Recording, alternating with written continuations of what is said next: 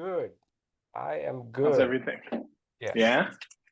Waiting on a couple people here, but we'll get started if they don't show. Sometimes these are hit or miss, but good stuff regardless. Where are you based out of? Austin, Texas. Okay. I'm in Frisco right now, or Plano today, and then I fly back to Boston tomorrow. Oh, Yeah. must be Yeah. enjoying the So heat then. yeah, right. I think in Boston it's like 70, 75 is the high today. So, and I lived here for like a year, so I'm pretty used to it, but but still the difference is drastic to say Yeah. the least. Yeah. So, all right, let's give me one more minute here.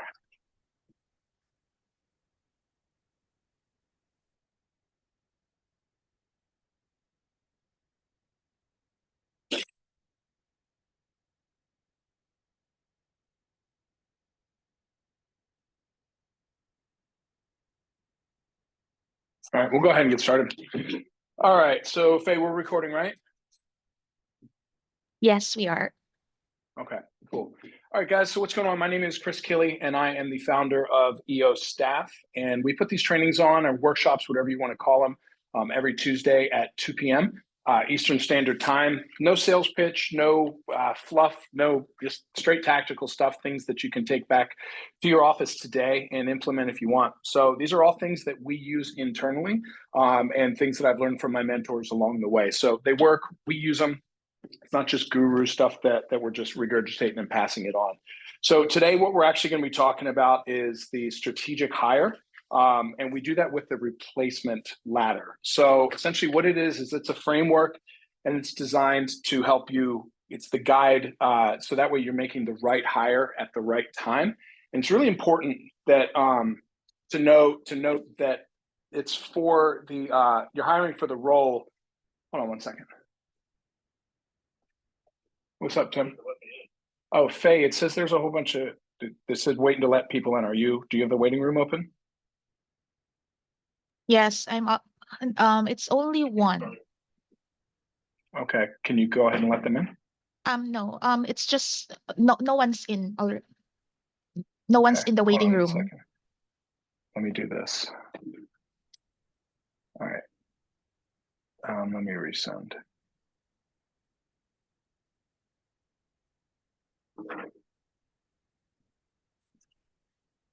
Sorry about this, Sid. I don't know what's going on with the technical difficulties. Oh, no worries. I'm not the tech guy, so I'm the one that I was like, hey, we're going to run it differently this time. And everybody was like, sure you want to do that? And I'm like, yeah. What's the worst that could happen?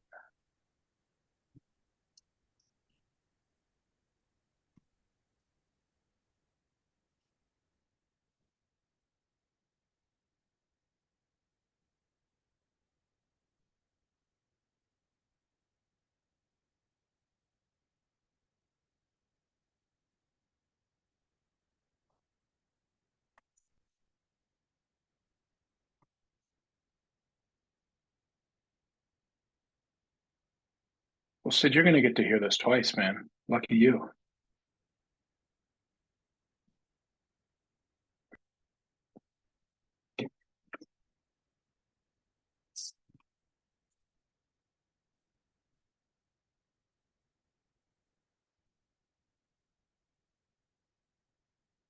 Okay, I went ahead and I sent it out. We'll go ahead and get started again. Anyway, all right, what's going on, guys? Round two. This is Chris Killey, and I am the founder of EOS Staff. And today we're going to be talking about the importance of strategic hiring. We're going to do that through the replacement ladder. As always, this is the workshop that we run every Thursday at 2 p.m. Eastern Standard Time. No sales pitch, no fluff, just straight tactical stuff that you can take back and implement in your office today if you want. And one of the questions I get the most from people who are looking to engage us or hire us as a company is, who do I want to hire first? What are they going to do? Who needs to be in what role? And there's a really simple framework that you can follow that works in every business that I've seen so far. I've used it in two of mine, and actually really helps you to make decisions. One of them, my payments business, I actually decided to exit it. I used this framework And that was what actually made me decide that I wanted to exit the business and sell it to somebody else, right? I did not feel like taking the next step. I didn't want to do it.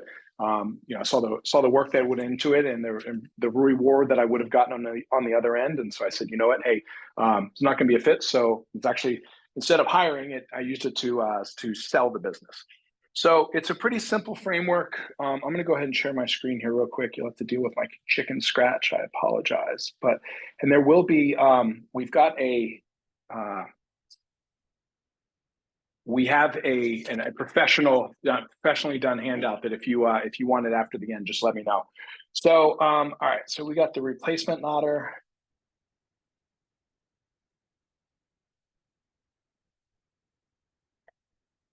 Okay, and again, this is the guide for the right hire at the right time. So there's 3 components to it. So you got your first one, which is the key hire. Okay, the key hires is identifying the most impactful role that you're going to fill at each stage. So focusing on the return on investment each hire will bring rather than just filling the position is really important. So ROI versus position. So, and the ROI, it can also be time. It doesn't always have to be money, because at the end of the day, when you get into a business and as you start to grow, right, buying back time is just as important as making money, because when you as the founder have more time, then you can go do the things that founders do, go make money. At the end of the day, that's how you start to build your business, and it goes places. So the second part is your feelings of stress or liberty. Okay, how is this going to fix my pain?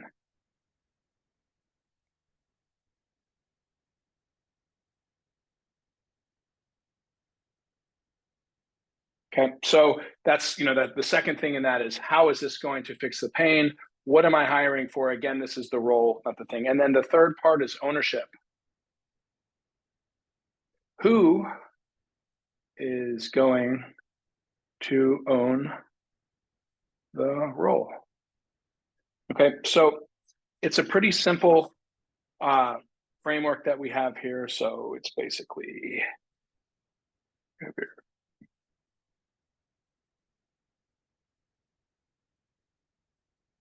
okay, so the first thing, and I'm going to go from the bottom up. So the very first thing you should be hiring for is admin. Okay, a lot of people, they come to me and they're like, hey, we want a specialist. We want, we need somebody who can do this particular task, and it's way up the ladder. I ask them to show me their calendar, and they do. And they see that they're running all kinds of different things. They're running these meetings. They're doing sales. They're doing marketing. They're doing customer service. They're doing fulfillment. There's all of these different things, and really they're busy, but they're not being productive on it. So whenever you start the admin, that's going to be your email management, inbox management, calendar management, gatekeeping, which is really, really important. I'll explain that in a minute. And then just otherwise general organization. You as the founder are freeing up your time to then focus on the next rung in the ladder, which we'll talk about in a second. But just like a normal ladder, you're climbing it step by step. So the first hire that I recommend everybody, no matter what business you're in, is to start with your admin. Okay, you can hire one from me. You can hire one from anybody. You can go on Craigslist. Nextdoor is a great place that is a really good marketplace if you're looking for somebody. If you're looking for somebody local, I've gotten some really good hires off of there, believe it or not. But so for the admin, you're feeling. So here's the hire, and the feeling, and then the ownership. Okay, so the admin position, you're going to feel stuck. There's those days that you come into the office and you open up your email and you take a look at it, and you thought you were going to be productive that day, but you open up your email and all of a sudden there's a whole bunch of dumpster fires and hand grenades in there that sidetrack all your productivity. So so the ownership for this is going to be email, calendar, and then gatekeeper. Gatekeeper is really important because you as the founder, you don't need to be accessible to your whole team or your clients all the time. That's something that, again, checking your email and being active on Slack and giving everybody access to your calendar. It's a public to-do list that you share with the world. So what I do for Faye, and she's on the call here, I don't really talk to anybody in my company direct unless we have a meeting set up, except for Faye. And I've got another training or workshop that we run that's called the 30-minute workday, and I can go through that with you guys at another time. There's also the resources on our website for it. So first thing is admin. Okay, you're reclaiming your valuable time and your mental energy by delegating the routine tasks, email management. This allows you to drop the low value tasks, the shit that you shouldn't be doing, make it easier for you to build momentum and eliminate the feeling of being stuck. The second part is fulfillment and service. Okay, and then you're feeling stalled here usually. This is going to be onboarding, support, tickets, tech, pretty much anything you can think of for existing customers that have come on. If you're in the home services industry, that's going to be, that's going to be your project management type things. That is going to be dealing with vendors. That'll be acting as the intermediary between yourself or your team leaders and the customer. Anything that's going to be coming on. So that is the second step that should be filled is, obviously if you're out selling stuff and you can't fulfill it, you've got a problem in your business. So the second phase that we recommend hiring only after you've got the admin out of the way, you should then go up and you should be working on the service part yourself and with your team. Once that team is completed, then you go up to the third part. So before we jump into that, I want to talk about the fulfillment or CRIP. This is one of the things that is a low dollar amount, a low value task that some people will call it that, but it's very, very important. This is also another role that a lot of people say, well, I'm the owner of the business. Nobody can do it better than me. And that could be true. But for the most part, a lot of the fulfillment and the service stuff, that's a lot of administrative type. It's more of an execution. So we can use for that to delegate and to teach others, we can use the 10, 80, 10 rule, okay, which basically looks like this. You got 10%. So your first 10% is your ideation.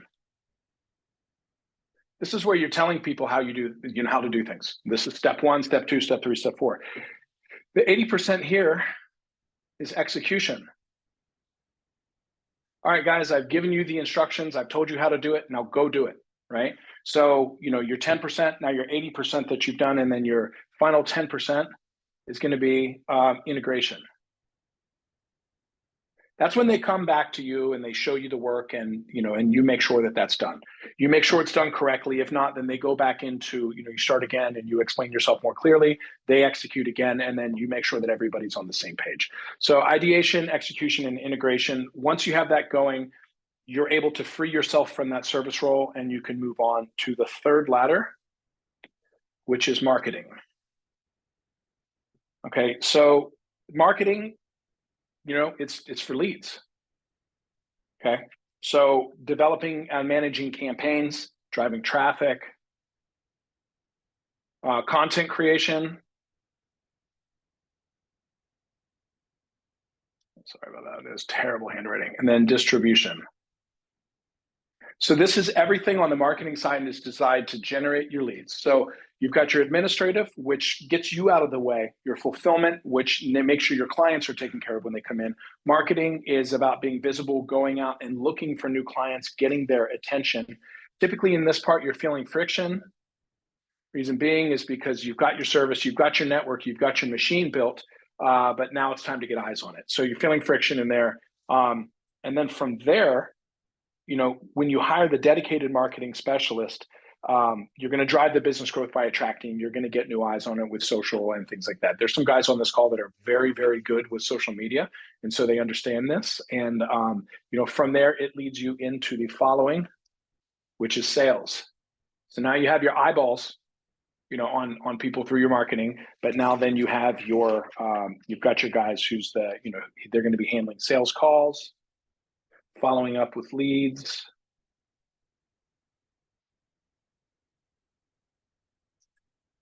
closing deals,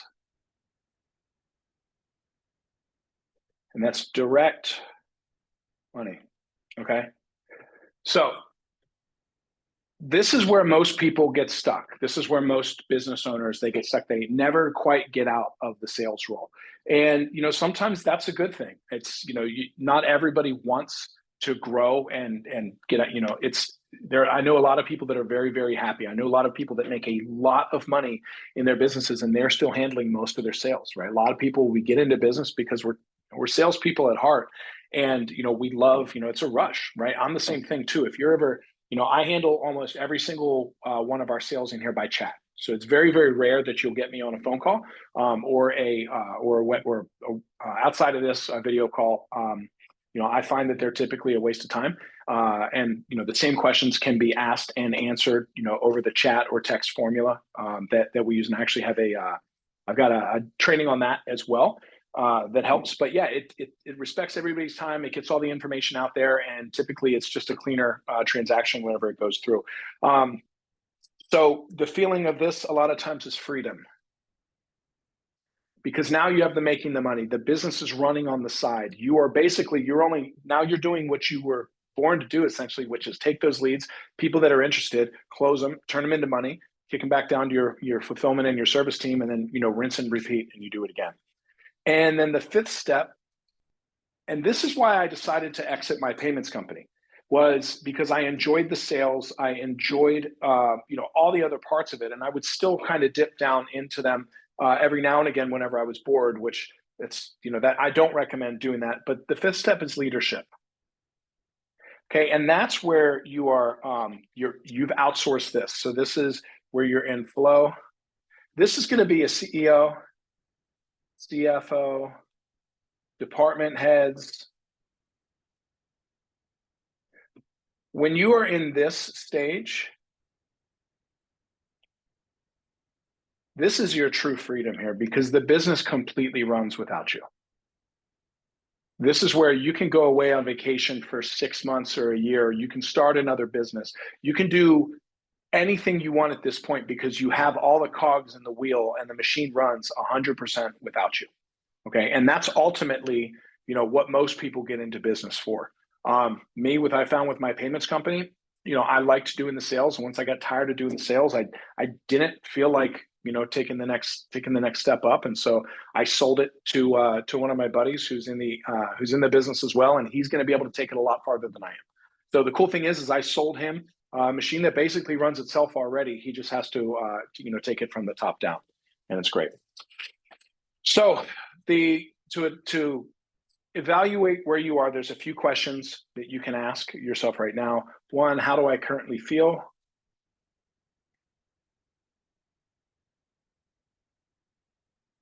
So are you stressed? Are you relaxed? Do you feel stuck? Do you feel broke? Is it strapped? I mean, there's lots of different ways that you can feel, but when you ask yourself that question, that's going to kind of get you started as to where you're at. Now, then we come on to, once you've answered that question, we go to which rung am I stuck on?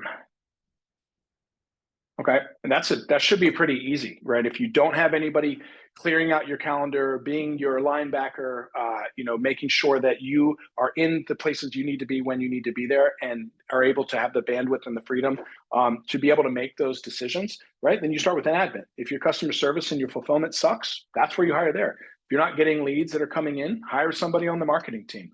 If you've got a lot of leads coming in and you aren't generating the revenue that you think, looks like you got some sales positions to fill. So it's relatively easy to establish where you are on the ladder.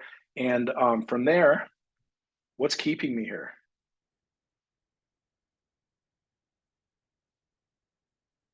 This is where you got to get really honest with yourself. Because most people, they want to point the finger and they want to blame somebody else. They don't want to take responsibility for their own actions. And look, I'm the same way. I was, you know, like that in one of my other businesses, and I still do that from time to time here, where, you know, well, maybe if I had a better marketing team, maybe if I, you know, something, we generate more leads. Or at the end of the day, it's the business owner, the buck stops with you. So get really honest with yourself about what's keeping you there. And then the fourth, and this is the most important part, how do I transfer this to someone else?